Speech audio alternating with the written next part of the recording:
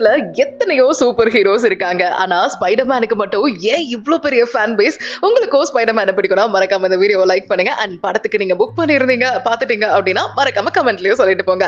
Batman, iron man, Superman இவங்க எல்லாருமே ஹீரோவா இருக்கும்போது ஸ்பைடர்மேன் மட்டும் நம்ம பக்கத்து வீட்டு பையன் மாதிரி இருந்தான். இன்னைக்கு ஸ்பைடர்மேன் பிராண்ட் நியூ இந்தியால ரிலீஸ் ஆயிடுச்சு. ரசிகர்களோட மத்தியில பயங்கர வரவேற்பு கொடுத்திருக்கு. அட்வான்ஸ் புக்கிங்லயே பெரிய சாதனைகள் படைச்சிருக்குது. ஏன் நம்ம எல்லாருக்கும் இந்த ஸ்பைடர்மேனை பிடிக்குது அப்படின்னு தெரியுமா?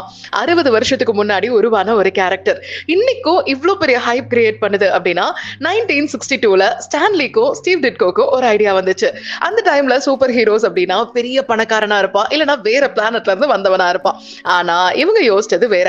நம்மள மாதிரி ஒரு சாதாரண காலேஜ் படிக்கிற ஒரு பையன் ஹீரோவா இருந்தா எப்படி இருக்கும்? அப்படிதான் பீட்டர் பார்க்கர் உருவானா. காலேஜ் போவான், அசைன்மெண்ட் பண்ணுவான், லவ் பண்ணுவான், லைஃப்ல ஸ்ட்ரகிளும் பண்ணுவான், அதே நேரத்துல சிட்டியையும் காப்பாத்துவான். அதனாலதான் நமக்கு ஸ்பைடர்மேனை ரொம்ப பிடிச்சிருக்கு.